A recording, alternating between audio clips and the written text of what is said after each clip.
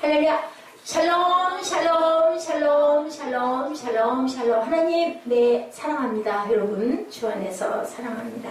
여러분들 들어보셨어요? 루비콘 강을 건넌다. 언젠가 영화를 제가 영화 제목으로 본 것 같기도 해요. BC 49년 1월 새해가 밝아온 그러한 어느 날 유명한 줄리어스 시저는 갈림길에 서 있었어요. 자신이 로마의 반역자가 되느냐 혁명가가 되느냐 아주 중요한 우리 인생의 중요한 갈림길들이 몇 개씩 있는데 정말 이 시저는 엄청난 갈림길에 본인이 원한 게 아닌데 언론에서 결정을 해서 이 사람의 장군 자리를 박탈하려고 전쟁터에서 돌아오려고 하는데 그렇게 그 서신을 띄웁니다. 완전 무장해제를 하고 돌아와라. 그랬더니 시저가 거기에 반발을 들죠. 뭐라 그러냐면 그러면 나의 라이벌 폼페이우스도 함께 군사 그 모든 것들을 내려놓고 이렇게 무장해제를 하고 지휘권을 내려놓고 같이 올 수 있게 해달라 하고 건의를 했더니 원로원에서는 안 된다. 너만 무장해제를 하고 돌아오라고 얘기를 합니다. 1월 10일이에요. 그해 BC 49년 1월 10일에 일개 군단을 거느리고 그 길리앗 지역의 로마의 경계선상을 흐르는 루비콘 강을 건너면서 이런 유명한 말을 남겼어요. 전우들이여 이 강을 건너면 세상은 바뀐다. 그러나 이 강을 건너지 않으면 우리는 멸망한다. 이런 말을 남겨서 그 뒤까지도 유명한 주사위는 던져졌다. 진격하라. 어떻게 했을까요? 로마로 쳐들어가서 폼페이우스를 제압하고 위대한 대로마 제국의 기초를 놓는 전기를 만들어서 어떻게 했을까요? 승리했겠죠. 승리했기 때문에 이 말이 그 뒤로도 유명한 말이 됐습니다. 그래서 루비콘을 건넌다라는 얘기는 그냥 그때부터 어떤 귀중한 일, 어떤 승리할 수 있는 일을 결정하는 아니면 실행하는 그러한 지점을 루비콘을 행한다라고 얘기를 했다 해요. 결단을 내릴 때 우리 인생 살다 보면 이렇게 루비콘 강을 건너야 할 때가 수시로 간간히 오죠. 좋은 결단도 있고 또 아픈 결단도 있고 그죠? 여러 가지 결단이 있습니다. 우리 미래는 운명적으로 이렇게 달라지게 되어 있는데 내 힘으로가 아니라 내가 물론 열심히 그곳을 향해 내가 좋아하고 원하는 곳을 향해 달려는까지만 그것을 우리 하나님께서 결정하지 않으시면 실행하지 않으시면 우리는 아무도 할 수가 없다. 늘 저는 생각해요. 하루가 똑같은 하루일 것 같고 밋밋하게 흘러갈 것 같긴 하지만 그 하루 안에서 우리의 감정의 변화는 또 얼마나 많고 무슨 일이 일어날지는 아무도 모르고 그죠? 지나가다 보면 그냥 차들이 꽁꽁 부딪혀 있는 거 보면 새벽에요. 그런 거 보면 저 사람이 과연 어젯밤에 오늘 새벽에 일어나면서 이런 일을 생각이나 했을까? 아무도 모르는 일들이 일어나는 거죠. 그래서 우리는 어느 순간순간을 마지막 날처럼 하루하루를 그렇게 쌓아나갔을 때 그것이 한 달, 1년, 일생이 된다. 우리는 태어나면서부터 그 길을 잘 잡아가야 되는데 애굽을 떠나 이스라엘 백성들이 이제 시내산을 떠나서 바베라를 거쳐서 바람 광야로 들어와 바람 광야 북쪽의 변경도시 가데스 바네아에 드디어 도착을 했어요. 출애굽기 지도를 우리가 한번 보면 되는데 신명기 1장 19절에 이렇게 말씀합니다. 신명기 1장 19절입니다. 그리고 1장 22절, 23절 그쪽 주변을 펼쳐놓고 우리 함께 보죠.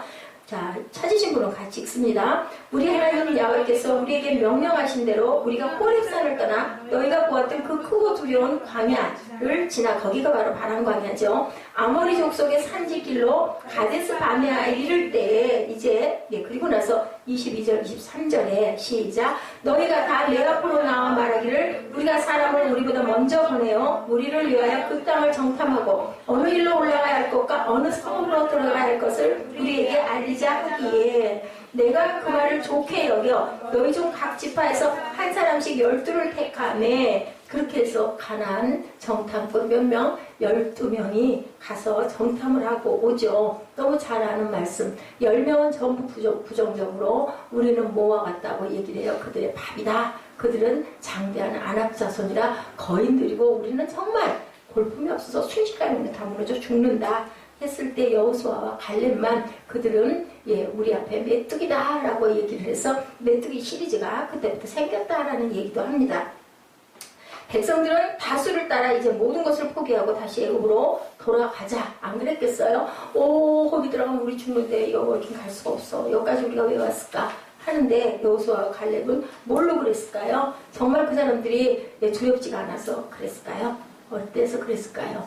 아마 하나님이 그 땅으로 가라. 그 땅은 적과 꿀이 흐르는 땅이고 내가 너에게 주겠다.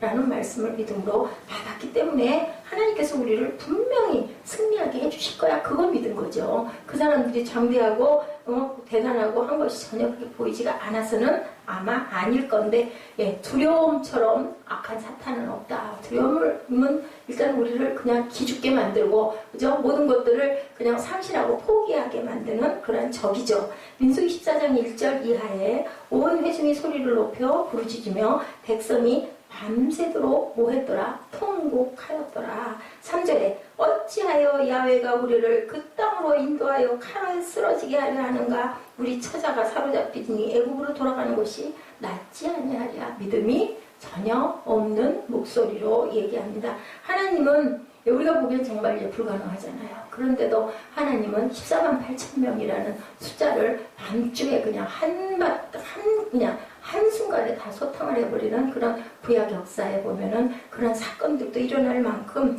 절대로 이길 수가 없지만 하나님이 이기면 이길 수 있다는 거죠. 자, 이 큰 소유와 저항 사건을 어떤 결과 14장 33절에 말씀하죠. 너희 자녀들은 14장 33절입니다. 너희 반역한 죄를 지고 너희의 시체가 광야에서 소멸되기까지 40년을 광야에서 방황하는 자가 되리라. 라고 하나님이 말씀하세요. 결국 여호수아와 갈렙을 제외하고 대부분이 광야에서 방황하고 죽고 가나안으로 들어간 사람은 2세대와 누구만 우리 새벽에 에스라서에도 보면은 그 성전 재건을 한 그 세대가 1세대가 아니라 자녀 세대 2세대인 것처럼 마찬가지로 여기도 가나안 땅에 들어간 사람은 여호수아와 갈렙과 2세대들만 들어간다. 이렇게 입으로 우리는 망했다. 우리는 죽게 됐다. 우리는 죽을 것이다. 우리는 이 광야에서 죽는다는 사람들은 다 광야에서 죽었다. 중요한 건 뭐예요? 우리 입술의 고백. 참 조심해야 돼요. 그죠? 저도 늘 그런 걸 느껴요. 말한 대로 되더라고요. 보면은 지나놓고 보면은 내가 10년 전에 입에다가 달고 살았더니 10년이 흐르는 어느 날 보니까 딱 그렇게 돼 있다라는 그런 마음이 와요. 뭉클뭉클. 때로 말을 우리가 정말 조심하고 아이들에게도 정말 밉고 그냥 순간순간 얼마나 미워요. 그냥 아주 보기도 싫죠. 말 안 듣고. 그렇지만 그래서 신학교에서 그런 얘기들 해요. 아이고 죽겠어가 아니라 살겠어 하고 막 괜한들을 막 얼마나 바빠요. 정신없죠. 직장 다니는 그러한 학부들이니까 야간은 특히나 그랬어요. 그냥 뛰죠. 다들 애기 엄마들이고 다들 뭐 집에 가면은 뭐 정말 아들들이 그냥 이렇게 큰 아들들이 있고 하는 나이 막 40대 후반 50대 60대 막 그죠. 가끔 청년들이 있지만 그 사람들도 가장이고 직장생활 막 투잡도 하는 그런 사람들 그러면서도 또 신학을 하느라고 그냥 둘째 시간 셋째 시간, 3시간인가 공부하는데 밤이니까요. 길게 3시간 하거든요. 그런데 뭐 1시간 반, 2시간 되면 그때 와가지고 저 사람 뭐하러 왔을까? 1시간 그냥 고개 숙이고 졸아요. 또 뒤에서 코 드렁드렁 걸고 자요. 얼마나 피곤하겠어요. 그래도 출석하고 가는 거예요. 왔다가 그냥 찍고 가는 거예요. 발 찍고 가는 거예요. 그런 분들이 나중에 졸업을 하면 또 교회 목사님들이 되고 뭐예요? 하나님이 주신 그냥 그 소명 그것을 어쩌지 못해 상황은 정말 안 되는데도 순종해서 하는 거죠. 그럼 결국 나중에 이루시는 건 하나님이 이루신다. 크든 작든 분명히 그 인생에는 하나님의 뜻이 개입이 되어 있는 거예요. 왜 여기서 배워야 할 가데스의 반역 사건 이스라엘 백성들에게 중요한 2가지 역사적인 교훈을 남기고 있습니다. 첫째, 믿음의 교훈이죠. 믿음의 레슨입니다. 부정적 보고를 한 10명의 정탐의 보고가 결코 잘못된 보고는 아니에요. 본 대로 살핀 대로 정말 장대하고 힘이 있고 그 사람들을 우리는 절대 이길 수 없다. 틀린 말이 아니거든요. 사실과 경험에 비춰서 정확한 말을 했어요. 여러분들 마태복음에도 나와 있는 보리떡 5개 물고기 2마리 그 사건 빌립에게 예수님을 물으시잖아요. 5,000명이라고 이제 장정이 해는 뉘엿뉘엿치고 종일 주님의 말씀을 좋아해가지고 그리워해서 들은 자들이 이제 땅콩이 져서 돌아갈 때가 돼 나 돌아갈 생각을 안 해요. 저녁이 넘었는데 다들 배가 고플 텐데 예수님이 물어보시잖아요. 얘네들 어떻게 하니? 하니까는 빌립에게 물어보시죠. 어떻게 하면 좋겠니? 라고 얘기를 해요. 얘 뭐 먹여야 되지 않겠니? 거예요. 뭘 먹여요? 뭐가 있어야 먹이죠? 아까 우리 그 이정현 자매는 컵라면, 쬐끄만 컵라면 하나 가지고 해결이 되지만 5천 명을 들판에서 어떻게 먹이냐고요. 그런데도 예수님은 물어보셔요. 빌립에게. 그랬더니 뭐라 그래요? 실이 좋기 최소한 200데나리온, 예, 1데나리온이 뭐라고요? 하루 품삯, 일꾼의 품삯이라고 그러죠. 200데나리온, 200만에 하루에 200명의 품삯. 그럼 얼마예요? 10만 원씩만 따져도 100만 원, 그죠? 10만 원, 100만 원, 1000만 원인가요? 200이면 2000만 원이잖아요. 5,000명 먹이려면 그렇게 얘기를 해요. 그 들판에서 만약에 뭐 어디 식당에 앞에 있다 하더라도 5,000명을 배낭간에 어떻게 먹이겠어요? 그럼 참 어리석은 질문 예수님 왜 하셨어요? 그랬더니 바보 같은 안드레가 나서가지고 베드로 형이 나서가지고 여기 애기 도시락이 하나 있는데요. 진짜 웃기잖아요. 그거 뭐 어쩌자고. 한 사람 먹을 목도 안 될 텐데 아이 도시락인데. 근데 어떻게 했어요? 사건이 일어나죠. 거기다 놓고 하나님이 그냥 축사하시고 떼서 나눠주라 하니까 12박. 그게 바로 믿음이라는 거예요. 지금 여기 말씀대로. 그 10명이 얘기한 거는 빌립이 얘기한 게 틀린 얘기 아니에요. 그 정도 가져야 먹입니다. 맞죠? 여기 10명도 마찬가지로 가봤더니 정말 거기는 우리는 못 들어가요. 들어가면 우리는 죽습니다. 얘기인 거죠. 33절에 네피린 후손인 아낙 자손의 거인들을 보았나니 우리는 스스로 보기에도 뭐 같다고요? 메뚜기 같으니 그들이 보기에는 그와 같을 것입니다. 맞아요. 우리는 정말 사람의 존재도 아니다. 얼마나 꼬질꼬질하고 뿌질뿌질하겠어요. 그 광야를 돌아서 거기에 도착을 했어요. 몇 년 만에? 40년 만에 그 지역에 이제 들어가려고 정탐을 하고 있는데 우리는 도저히 가서 이길 수가 없다. 이 구절에 심리학자들이 두 가지 유명한 그 말이 남았다고 해요. 메뚜기 콤플렉스, 여러분들. 어떤 분은 또 거인 콤플렉스. 메뚜기는 작잖아요. 거인은 크잖아요. 아낙 자손들은 거인이고 우리는 이스라엘 민족은 메뚜기다. 상대는 거인인데 우리는 작은 메뚜기에 불과하다. 어떻게 싸워? 그죠? 싸울 수가 없는 거죠.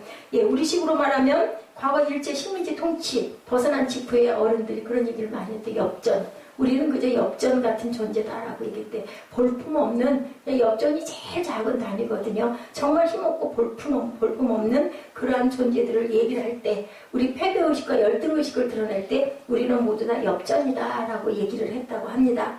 아직도 애굽에서 종살이하던 노예 근성을 벗어나지 못했어요. 거기를 따라서 끌려오기는 왔는데, 무엇이 이들의 문제였을까? 믿음의 문제였던 거죠. 그 모든 것도 능치 못함이 없으신 하나님에 대한 것을 믿지를 못했어요. 뭐를 주는데도 물도 편하게 해주시고 그죠? 공에도 건너게 해주시고 그 40여 년 동안 하늘에서 먹을 거를 내려주시고 구름 기둥과 불 기둥으로 앞에서 인도를 해주시고 추위도 막아주시고 그 바로 우리 인생이라는 얘기예요.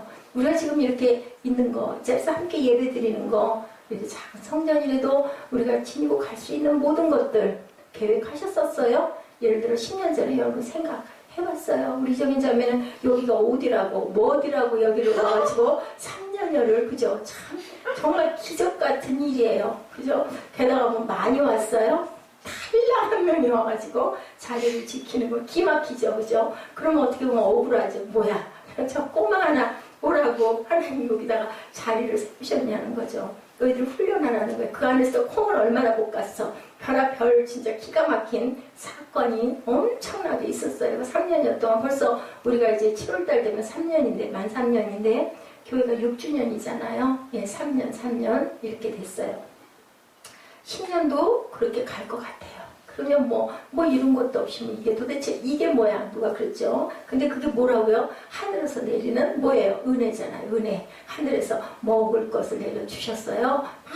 그게 바로 새생명 세계교회다. 홍해를 여시던 하나님, 반석을 열어서 물을 주시던 하나님, 쓴물을 단물로 바꿔주시던 하나님, 하늘에서 끊임없이 만나를 내려주시던 하나님이 지금은 뭘 내려주세요? 생명의 말씀을 내려주세요. 쉬지 않고 전해라, 증거해라 라고 말씀을 합니다. 제가 여기 서 있지 않아도 여러분들은 얼마든지 하나님의 말씀을 들을 수 있는데도 불구하고 이 자리에 세워놓으신 것은 이한나, 부족한 이한나가 너 마지막 마무리 잘하고 나한테 올라오려면 너 그 정도 해야 돼. 그러면서 너 깨지고 부서지고 다듬어져라 라고 은혜로 정말 귀한 은혜죠. 이들만의 문제가 아니다. 성경에 하나님께서 기적의 하나님을 믿는다고 역사하신다고 늘 고백하면서도 우리 마음이 좀 안 들거나 내가 공부하거나 내가 아프거나 내가 좀 힘들거나 반복되는 일이 좀 자꾸 있다 보면 그냥 짜증이 나죠. 그게 우리의 뭐예요? 우리 내면에 있는 죄성들이다. 예, 그렇게 늘 그냥 쏟아 붓는 거죠. 믿음 없는 사람처럼 우리는 그렇게 똑같이 그렇게 행동을 하는데 다른 거 뭐라고요? 아이고 그래도 그러면 안 되지. 그럼에도 불구하고 그래도 하나님이 나를 포기하지 않으시고 바라보시고 내 안에 계시고 우리가 눈물 쏟아지게 해주시고 그리고 또 뒤돌았으면 또 분이 올라온다 할지라도 계속해서 반복이 된다 하더라도 이러면서 우리가 뭐만큼 신랑만큼 조금 변해서 찬찬하게 걸어갈 수 있는 거. 그 자리에 있으면 뭐가 돼요? 썩어요. 그죠? 썩어서 시체가 될 수밖에 없는데 살아서 맥박이 뛸 수 있게 해주시는 게 뭐다? 하나님의 은혜고 믿음이다. 로마서 1장 17절입니다. 복음에는 하나님의 의가 나타나 믿음으로 믿음에 이르게 하나님 기록된 바 오직 의는 믿음으로 말미암아 살리라. 아멘. 그죠? 우리는 다 정말 볼품없는 메뚜기와 같은 존재. 하나님 보시기에는 박테리아, 아메바, 버그도 적은 볼 수도 먼지만도 못한 그런 존재인 우리가 하나님을 느낀다는 게 기적인 거죠. 어떻게 하나님을 느끼고 하나님이 우리를 뭐라고 보시죠? 여러분들 개미 일일이 다 보여요? 어디가 개미가 박혀 있는지 보여요?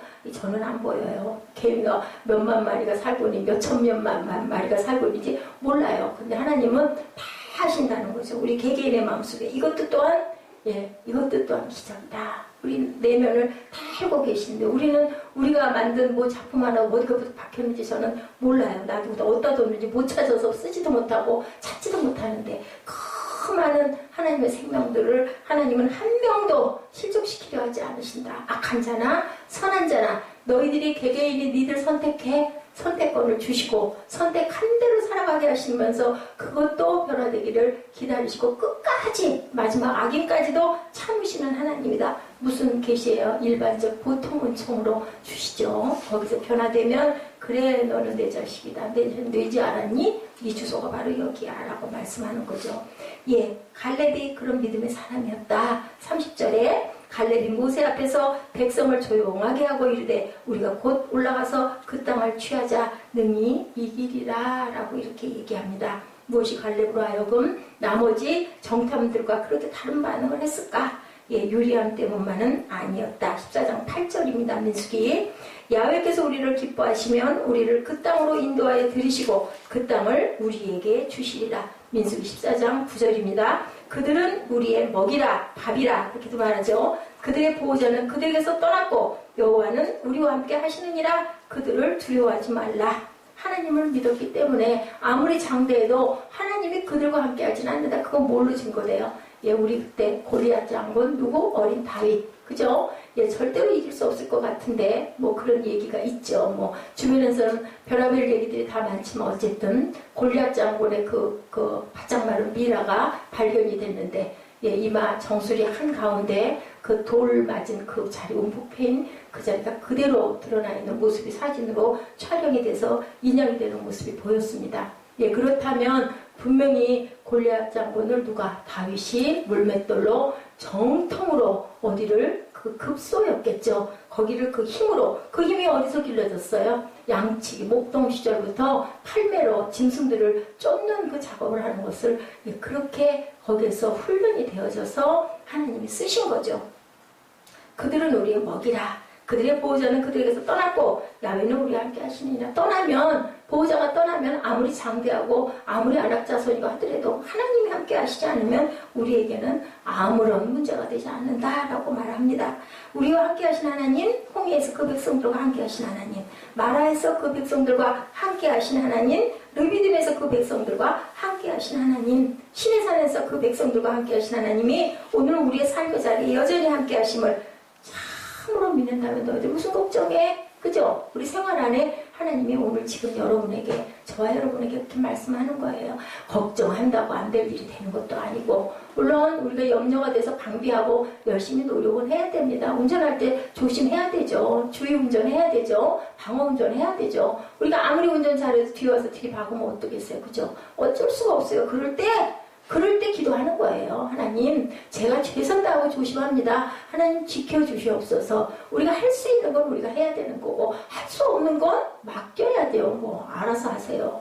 내가 죽어도 하나님 목숨이고, 내가 살아도 감사하고, 그죠? 죽어도 감사하고. 왜냐면 우리가 할 수 있는 게 아니니까. 병 안 들려고 최소한 노력하죠. 최대한으로 애쓰죠. 나쁜 거 먹지 않고 배탈 나지 않게 하고, 규칙적인 잠자고, 몸에 좋지 않은 거 먹지 않고 접하지 않고, 공기도 되도록이면 나쁜 공기 속에 있지 않으려고 애쓰고, 그죠? 하지만 병 걸려갖고 잘못되면 어쩌겠어요. 우리는 다 어디에 드러나 있어요. 그런 모든 좋지 않은 것들에 그냥 이렇게 그냥 어떻게 보면 맨살로 부딪혀 나가고 살고 있는 거예요. 그런데 여러분들과 저를 이 나이까지, 이 자리까지 이렇게 건강하게 커서, 부족하지만 우리보다 더 훌륭한 사람도 얼마나 많지만 또 그만 못한 사람은 또 얼마나 많아요.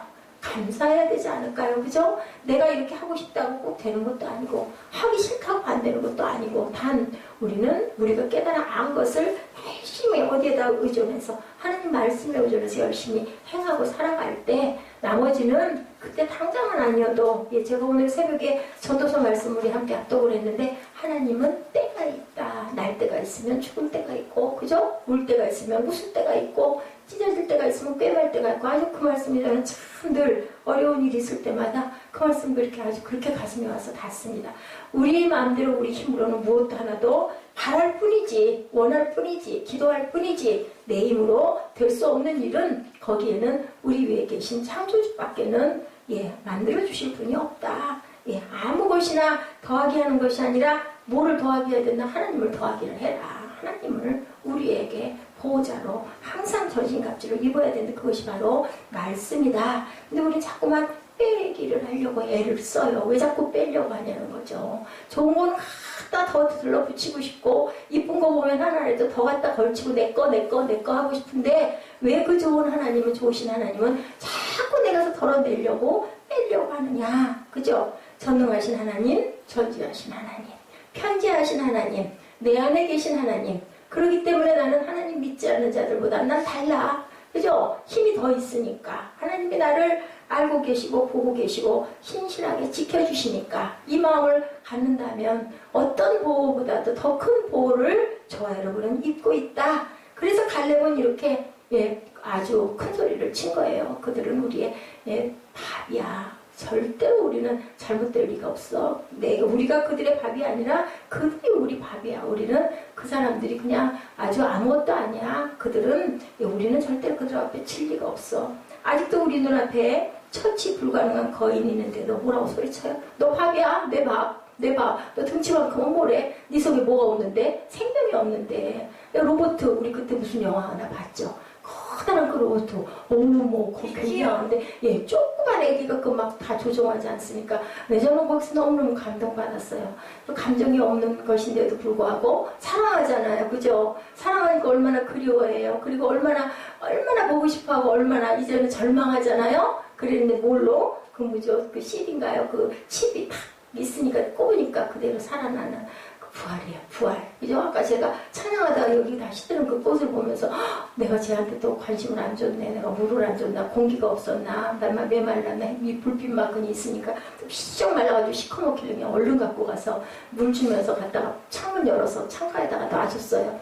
모르죠. 내일 아침에 또 부활을 하려는지. 바로 이게 부활인 거죠. 손길 하나의 움직임으로 인하여 말 못하는 식물도 살아있는 거잖아요. 그럴 때 살아날 수도 있고, 내버려두면 말라 비틀어서 죽어버릴 수도 있는 거예요. 여러분, 하나님을 내 하나님으로 더하게 하시기 바랍니다. 더하게 하십시오. 공부하고 힘들다고 발길로 걷어차고 다 소용없어. 다 필요 없어. 해버리고 나면 그 다음에 어쩔 건데요. 그죠? 그래도 하나님께 우리가 매달리십시다. 어려움이 있는데 이 어려움 내가 통과해야 되나 보다. 아니면 내가 잘할 때 내가 뭐가 많이 부족했었나 보다. 내가 성장 과정에서 내가 어떤 것들을 극복을 잘 못하고 오다 보니까 내가 이런 부분이 이렇게 어려운가 보다. 저는 요즘에 너무 기가 막힌 일들을 너무 많이, 이 나이가 또 젊지도, 여러분처럼 젊지도 않고 들어가지고 이렇게 겪고 가면서 아무것도 힘도 없고 가진 것도 없고 백도 없고, 하나님 백 외에는 아무것도 없죠. 세상 백은 없죠.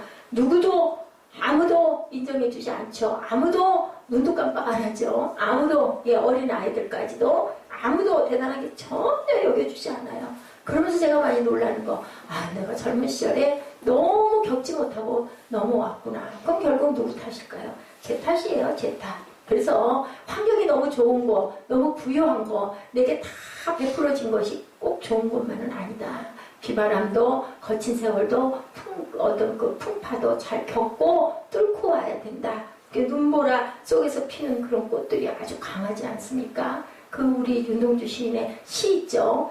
밤소리는 그렇게 무소리가 뭐 때문에 한 송이 국화를 피우기 위해서 꽃 하나 피는데도 그 무소리가 그렇게 내려야 되는데 하물며 하니 저희들이 살아가는 데 있어서 어려움과 힘든 고난이 없을 수가 있겠느냐. 항상 하나님께서 함께 하시기 때문에 우리는 절대로 포기할 필요도 없고 물러갈 일도 없다. 뭐만 남았다? 앞으로 전진하는 일만 있다. 그리고 두 번째는 믿음의 레슨, 두 번째는 순종의 레슨이죠. 10명의 정탐 그리고 그들을 따라 소요에 동참한 당시 이스라엘 백성들의 또 하나의 근본 문제는 불순종이었다. 수시로 불순종하죠. 수시로 원망하고 수시로 한탄했죠. 여러분들 아시죠? 지금 계속 오면서 출애굽 백성들이 얼마나 수시로 사흘을 못 간다고 그러죠. 물 마시고 단물 만들어져 가지고 물 마시고 조금 가다가 또 목마르니까 막 소리 지르고 하늘에서 만나 내려서 먹다가 나중에 실증 난다고 맨날 이것만 주냐. 고깃가마 옆에 있을 때가 좋았다. 그리고 또 소리 지르고 그죠. 물을 줬더니 이 물을 또 써서 우리가 배탈 나서 우리를 죽게 하겠느냐 하고 소리 지르고 하나님이 어디냐 거기 있는 게 낫지 않냐 소리 질러요. 거기서 살아서 죽어버리면 살다가 종살이 노예살이 하다가 죽으면 뭐 하려고. 그래서 오기는 왔는데 이렇게 우리는 믿음이 약하고 순종할 줄 모른다. 결국은요 하나님 안에서는 믿음과 순종 두 가지만 있으면 결판이 나요. 그죠? 믿고 끝까지 나를 누가 뭐 발길을 걷어차고 죽이려고 하든지 말든지 그죠? 뭐만 붙들고 그냥 하나님 옷자락만 붙들고 그냥 울고 기도하면 나중에는 분명히 이루시는 하나님이다. 그래서 인내와 오래 참음이 끝에 있나 봐요. 성령의 9가지 열매에 끝에 오래 참음이 있어요. 우리는 꼭 참아야 된다. 10명의 정탐 그리고 그들을 따라 소에 동참한 당시 이스라엘 백성들의 문제는 불순종이었다. 우리도 우리 삶에서 순종과 믿음과 불순종이 과연 얼마만큼 있나 한번 여러분들 돌아보시기 바랍니다. 자, 그들은 애굽으로 돌아가지고 막 소리 지르죠. 여호수아와 갈렙이 이스라엘 백성에게 제일 엄중하게 경고합니다. 민수기 14장 9절입니다. 다만 야훼를 거역하지는 말라. 너희들이 어떻게 하든 간에 다만 야훼를 거역해서는 안 된다. 후일 히브리서 기자는요. 광야 시절의 이스라엘 백성의 경험을 반추하며 그들 대부분이 가나안의 안식에 들어가지 못한 원인을 그렇게 규명해요. 히브리서 4장 6절 말씀입니다. 그러면 거기에 들어갈 자들이 남아있거니와 복음 전함을 먼저 받은 자들은 순종하지 아니함으로 말미암아 들어가지 못하였으니 민수기 4장, 히브리서 4장 6절입니다. 또한 11절에 4장 11절에 그러므로 우리가 저 안식에 들어가기를 힘쓸지니 이는 누구든지 순종하지 아니하는 본에 빠지지 아니하게 하려 합니다. 안식에 들어가기를 힘써라. 그것은 무엇 때문에? 순종하지 아니하는 그러한 곳에 그 구덩이에 빠지지 않게 하기 위해서 안식에 들어가기를 힘써라. 우리 환경이 어려워질 때 제일 먼저 걱정할 것 환경 그 자체보다는 지속적인 순종의 여부다. 환경이 어떻든 간에 우리는 순종할 줄 알아야 된다. 환경 때문에 이러는 건 이 광야에서 소리 지르는 이스라엘 백성들하고 똑같다. 좋을 때 감사하는 건 누구나 할 수 있다라는 거죠. 미국의 그 설교가 헨리 비처는요. 우리는 날마다 두 개의 손잡이를 잡고 살게 된다. 하나는 두려움의 손잡이, 하나는 믿음의 손잡이다. 결국 뭐예요? 믿음의 반대는 두려움이라는 거죠. 우리가 겁내는 거 왜 겁내요? 못 믿으니까 겁내잖아요. 운전할 때 겁이 나는 거 왜 해요? 운전이 미숙하기 때문에, 길을 모르기 때문에, 잘 유능하게 못하니까 겁이 나는 거예요. 그럼 내 운전 실력을 내가 믿지 못하는 거죠. 꼭 그러면 거기에서 꼭 결과적으로는 잘못되는 일이 일어나요. 잘하는 사람들은 하나도 겁이 안 나죠. 어디를 가든 어느 길을 가든 길 못 찾을까 봐 겁 안 나고 또 파킹하는 거 겁 안 나고 어떤 골목길 딱 들이닥쳐도 후진하는 거 겁 안 나고 그럼 잘 가잖아요. 근데 두려워하면은요 알던 길도 못해요. 핸들도 제대로 안 돌아가요. 겁나면 꼭 사고가 나더라고요. 하나님이 주신 일이라도 기쁨으로 섬기던 봉사도 중단하고 환경이 어려워졌다고 할 때 하나님의 인도라고 믿었던 뭐가 중단이 되면 11조가 중단이 되면 그렇게 되면은 하나님께서 우리를 보호하시는 모든 손길을 끊어버리신다라는 이야기를 하고 있습니다. 옛날에 맨소레담으로 백만장자가 된 알버트 알렉산더 하이드 그런 그리스도인 얘기 전에도 제가 한번 전했어요. 경제공황 시절에 10만 불의 빚을 지게 되자 빚잔치를 해요. 그리고 다 털고 일어났는데 새롭게 시작한 일 딱 한 가지 11조를 시작을 했다. 주변에서 미쳤다고 그러죠. 무슨 빚잔치 해놓고선 돈이 어디 있다고 빚내가지고 11조를 정신이 있어 없어 제정신이냐고 빚더미에 앉아서 무슨 11조냐고 그랬더니 나 제정신이야. 내가 깨달은 거 하나는 하나님을 내가 모시지 않았어 그동안 내 잘났는 대로 한 줄로 알고 그렇게 하다 보니 결국은 이렇게 10만 불의 빚을 지게 됐다.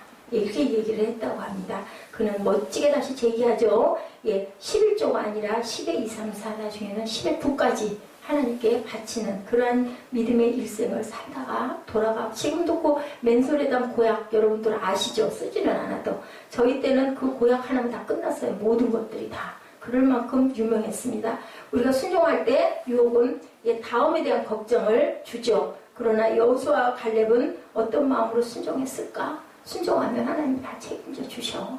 내가 하는 게 아니라 나는 그저 도구로 하는데 나머지 결과는 하나님이 알아서 하실 거야. 이런 마음을 가지셔야 한다. 민수기 14장 8절의 고백이죠. 야훼께서 우리를 기뻐하시면 우리가 하는 일을 야훼께서 인정하시면 우리가 야훼를 따라가면 하시는 것을 반대하는 게 아니라 하시는 대로 우리가 따라가면 하나님께서는 이루신다. 근데 하나님이 죽여라 했는데 안 죽이고 사람 생명을 어떻게 죽여? 그죠? 구약에 보면 나오죠. 그 민족들 죽여. 아소리인들 다 죽여. 다 멸해. 내가 너희들 전쟁에 승리하게 해줄게. 그랬더니 사울은 어떻게 했어요? 아주 기분 좋게 허세 좋게 그래 너희들 고향에 들어가 잘하고 살아. 결국은 그 민족에 의해서 죽습니다. 뭐예요? 하나님의 계획은 악한 족속이니까 너희들이 죽여버려라 할 때는 그것이 바로 선이다. 하나님의 방법의 선은 우리가 생각하는 선과 다르다. 죽여야 할 자는 죽여야 되고 살려야 할 자는 살려야 된다는 거죠. 이런 믿음과 순종이 마침내 그와 그의 백성들을 어디로? 약속의 땅, 아름다운 땅으로 인도할 것이라고 믿는 그 굳은 믿음이 결국은 성공하게 한다. 우리 삶도 마찬가지다. 우리 마음대로 우리 멋대로 해보면 하죠 뭐. 근데 결과가 아니라 한다면 그렇게 할 필요가 없지 않을까요? 그거는 누가 생각을 해봐도 믿음이 없는 사람이 생각을 해봐도 뻔한 결과가 아닐 거라는데 거기로 뭐하러 꾸역꾸역 가냐고요. 불나방들은 모르고 불빛 따라서 그게 화려해 보이니까 막 뛰어가잖아요. 결국은 거 부딪혀가지고 다 죽지 않습니까? 그건 모르는 거죠. 10명의 정탐의 보호처럼 그 땅에는 아직 그들을 기다리는 위협이 있지요.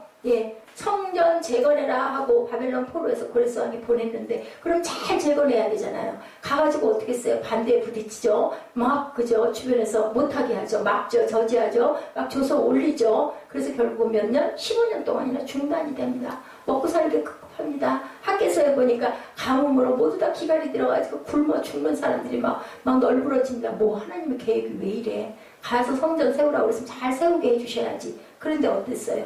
15년 동안이나 기근으로 고생하는 사건이 일어나고 그리고 다시 성전을 재건했을 때 하나님께서 하나님 때에 아름답게 멋지게 성전이 재건이 되고 하나님을 기뻐하게 되고 무교조를 지키게 되는 역사가 있는 것처럼 우리가 해야 될 것 순종이다. 그 하나님께 순종의 삶을 여러분들이 결단하시고 중요한 것은 결단의 중요한 건 오직 믿음으로 우리가 하나님과 함께 살리라. 기도가 주님도 그렇게 기도하셨죠. 겟세마네 밤에서 예수님이 보여주신 결단 내 뜻대로 마옵시고 아버지의 뜻대로 하옵소서. 그는 아버지를 신뢰하고 십자가를 지시는 순종을 결단했다. 우리가 주님의 제자고 주님의 자녀라면 아버지 길 뒤따라가야 되지 않겠습니까? 그렇게 결단하고 죽어도 주님의 품에서 살아도 주님과 함께 그렇게 사시는 저와 여러분 되시기 바랍니다.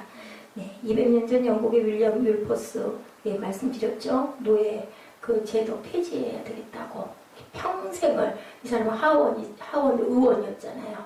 그래가지고 그 운동하다가 젊은 26살에 결단하고 그렇게 하겠다고 하다가 결국은 돌아갈 때까지 병에 돌아갈 때까지 그 노예 폐지 운동이 되지 않았어요. 정치인들은요, 그 사람들 노예 그 제도로 인해서 얻어지는 수익이 굉장히 많았기 때문에 전혀 그 노예 폐지 운동에 동참하는 사람들이 없었는데, 돌아가기 며칠 전에 그저 노예 폐지 그 법안이 통과가 되는, 결국은 하나님이 하시는데 어떻게 몇십 년이 걸려서 하시면 빨랑 하시지, 그죠? 우리 생각에는 아니라는 거죠. 일생이 다 가도록 하나님께 불가능은 없다.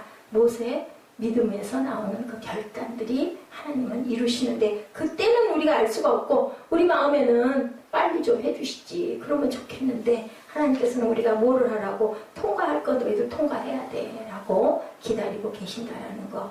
네. 저 머니볼 이론이라는 말이 있다고 합니다. 머니볼, 영화 머니볼이라는 머니볼이 있는데요. 예, 경기 자료를 철저히 분석해 선수를 적재적소에 배치해서 승률을 높인다는 게임 이론이라고 합니다. 근데 정말 그 영화의 그 단장은 고정관념을 버렸다라는 얘기가 나옵니다. 우수한 선수보다 잠재력이 있는 참신한 선수를 개발하는, 그전에 그 히딩크 감독이 그랬었다고 그러죠. 참 그게 바람직할 것 같아요. 눈에 보이는, 정말 눈에 괜찮아 보이는 그게 아니라 누구처럼, 다윗처럼 잠재력이 있는 사람을 바라볼 줄 아는 그런 법칙, 그것으로 인하여 승리를 할 수가 있다. 누군가가 나를 믿어줄 때 그를 위해서 생명도 불사한다는, 그래서 자녀를 믿음으로 기르고 믿어주는 게 참 귀하다는데, 저는 제 아들을 잘 못 믿어요. 드러내놓고 안 믿고 물어봐요. 내가 이러는 거 너 이해해? 못해. 이해한다 하더라고요. 믿음을 기르게 기적을 이루게 된다. 예수께서 강도의 소굴로 변한 성전을 정화하신 후에 지나가는 길에 무화과 나무를 뿌리째 마른 것을 보시죠. 그리고 저주하시죠. 그때 베드로가 말하죠. 선생님, 저주하신 무화과 나무가 말랐다. 예수님이 하나님을 믿으라. 니들이 믿으면 이거보다 더 큰 일도 일으킬 수 있어. 마가복음 11장 23절에 저 산을 들어서 바다에 던지라면 그게 그렇게 돼. 제가 소녀 이야기 여러분들에게 간증해줬죠. 야훼 증거들을 지키고 전심으로 야훼를 구하는 자는 복이 있도다. 119편 2절 말씀입니다. 예. 어린아들에 대한 얘기를 어떤 친구가 해줬다고 합니다. 어린아들이 진흙 웅덩이에 서 있는 것을 보고요, 애드는 아들에게 거기서 나오라고 말했대요.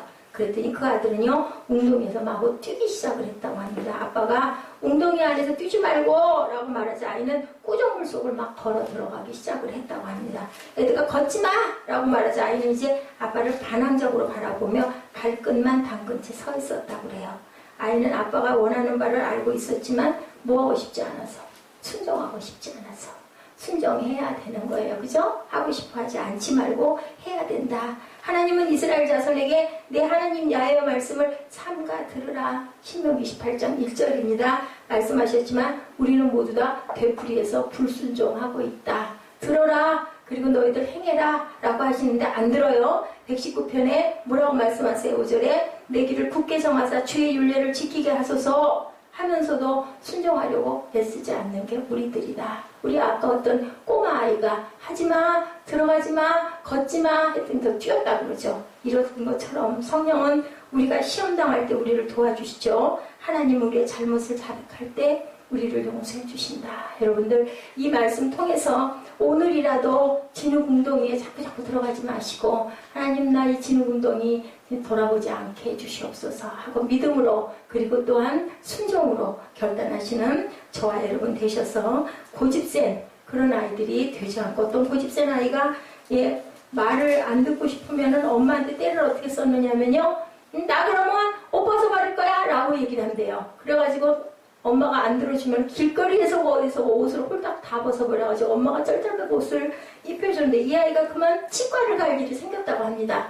그래가지고 이걸 도대체 어떻게 할까, 또 분명히 아프니까 안 한다고 옷 벗는다고 난리가 날 텐데, 그래서 아주 연세가 있는 아주 그냥 그 지혜가 있는 그러한 그 의사 선생님을 물색을 해가지고 미리 전화를 드리고 찾아갔대요. 그랬더니 꼬마야 너 여기 위에 올라가 하고 얘기를 하니까 꼬마가 그 의사 선생님이 이렇게 째려보더래요. 그러면서 내가 거기로 올라갈 것 같아요? 옷 벗어버릴 거예요? 그러더래죠. 그랬더니 의사 선생님이 뭐라 그랬을까요? 그래라 벗어라 그랬대요. 지금 정말 옷을 홀딱 벗더래요. 그러니까 꼬마야 옷 벗었니? 됐어 그럼 올라가 얘기를 했대요. 그랬더니 이래도 날 보고 올라가라 그러면 정말 다 벗어버릴 거예요? 그리고 팬티까지 홀딱 다 벗어버리죠. 다 벗었니? 올라가거라? 했더니 그만 이 아이가 이렇게 쳐다보다가 기도 지겨워 죽어가지고 올라갔대요. 올라가서 치료를 아무 말 안고 다 받았대요. 내려오더니 이제 옷 주세요 라고 얘기를 했더니 안 되겠는데 오늘은 너한테 옷을 줄 수가 없어. 내일 찾으러 오거라 라고 얘기를 했대죠. 가까스로 팬티 한 장만 얻어 입고는 엄마 손을 잡고 뻘거벗고 집에까지 돌아가고 그 다음부터는 절대로 엄마를 힘들게 하는 일이 없었다고 그래요. 여러분들 이렇게 하나님께서는 버릇 고치기 위해서 가끔가다 우리를 아프게도 하신다는 거 우리가 알고 뭐 해야 된다고요? 당장에 순종하라. 그리고 믿음으로 나를 바라봐라. 오늘도 이렇게 말씀하세요. 이렇게 하나님께서 우리에게 때에 따라서 비도 내려주시고 때에 따라서 따끔한 회초리도 내려주시고 때에 따라서 하늘에서 만나도 내려주시고 가데스 바네아에 와서 그 안악자선 그 장병들이 있는 거기 우리 들어가면 죽어요 라고 정말 죽는 거 바라본 사람은 다 죽고 안 죽고 삽니다 라고 생각하고 여호수아와 갈렙을 따라갔던 이 세대들은 거기서 살아서 가나안 땅에서 잘 그 땅을 점령하고 살게 되죠. 이런 것처럼 주의 말씀은 내 발에 등이고 빛이라는